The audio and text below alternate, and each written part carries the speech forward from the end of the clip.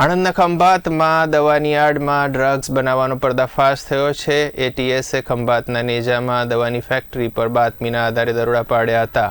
Factory માલિક સહિત 6 લોકોની ધરપકડ કરવામાં આવી છે. ગ્રીન લાઈફ ઇન્ડસ્ટ્રીઝમાં દવાની આડમાં ડ્રગ્સ બનાવવામાં આવી રહ્યું હતું.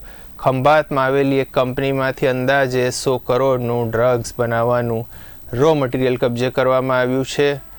આ ડ્રગ્સનો જથ્થો તૈયાર થઈ સપ્લાય થાય તે પહેલાં ગુજરાત એટીએસ દ્વારા પકડી પાડવામાં આવ્યો હતો. આ ડ્રગ્સ સપ્લાયના તાર ઉત્તર ભારત સુધી જોડાયા હોવાનું સામે આવ્યું છે.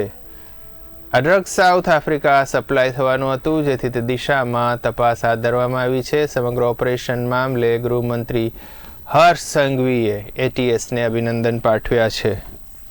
107 કિલોથી વધારે અલ્પ્રા ઝોલમ પાવડર જપ્ત કરવામાં આવ્યો છે. આ પાવડર એ ઊંઘની જે ગોળી હોય છે એમાં વાપરવામાં આવતો હોય છે. આની સંપૂર્ણ માહિતીઓ, ડિટેલ્ડ માહિતી આજે એટીએસ દ્વારા બપોરે પ્રેસ કોન્ફરન્સના માધ્યમથી આપ સૌને આપવામાં આવશે. 5 આરોપી જેને આ મેન્યુફેક્ચરિંગ એટલે કે જોબ વર્ક માટે જે ભાડે લીધેલું છે તેમને પકડવામાં આવ્યા છે અને એની ડિટેલ્ડ ઇન્ક્વાયરી ચાલી રહી છે. આ એટીએસનું ખૂબ સરસ અને સફળ ઓપરેશન છે.